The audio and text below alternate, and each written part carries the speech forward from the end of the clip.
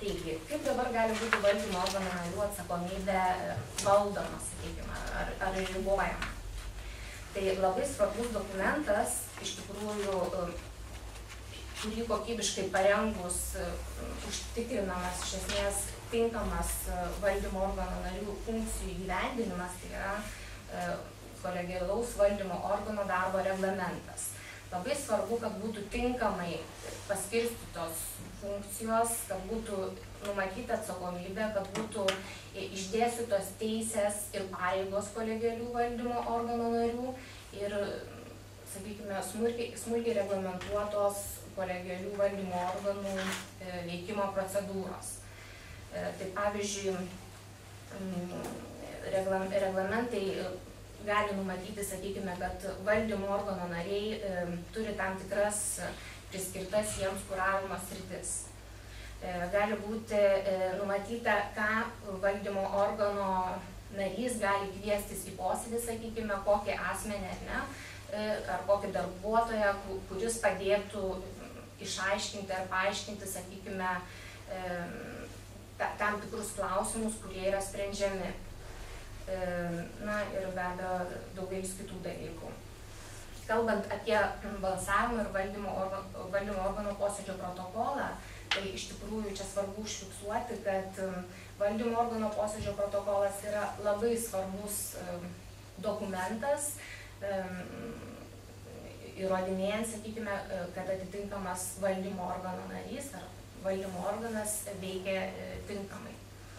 Tai valdymo organo posėdžio protokole yra fiksuojami be abejo balsavimo rezultatai, ar ne, tarkim, kuris ar kurie valdymo organo nariai balsavo prieš tam tikrą sprendimą. Taip pat bet kuriam asmeniui, bet kuriam valdymo organo nariui pareikalavus turi būti užfiksuotos protokole visos atitinkamos asmens pastabos ar prieštaravimai.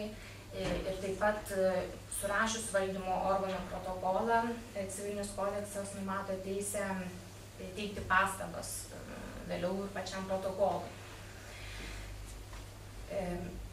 Toliau, kaip jau minėjau, labai svarbus yra aktyvus valdymo organo nario veikimas, todėl dar kartą noriu tai akcentuoti. Veikimas informuotai, susirinkimas informacijos taip pat reiškia, kad jeigu tarkime, jeigu svarstomas labai svarbus klausimas ir yra reikalinga nepriklausoma nuomonė, galima gauti, sakykime, atitinkamai nepriklausomų teisininkų ar finansininkų atitinkamas išvadas. Taip pat,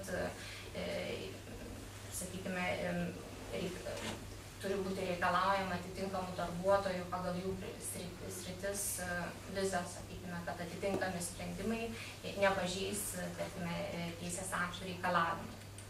Taip pat valdymo organas gali sudaryti komitetus, ypatingai kada yra valdymo organo narių skaičius gana didelis, sudaryti komitetus, kur vėlgi tam tikriems, sakykime, trijų asmenų grupėje yra priskiriamas tam tikros kuravimo sritis, kuriuose jie aktyviau dirba ir kai reikalinga priimti atitinkamus sprendimus, jie renka ir analizuoja visą informaciją ir atitinkamai pateikia ją posėdžio metu.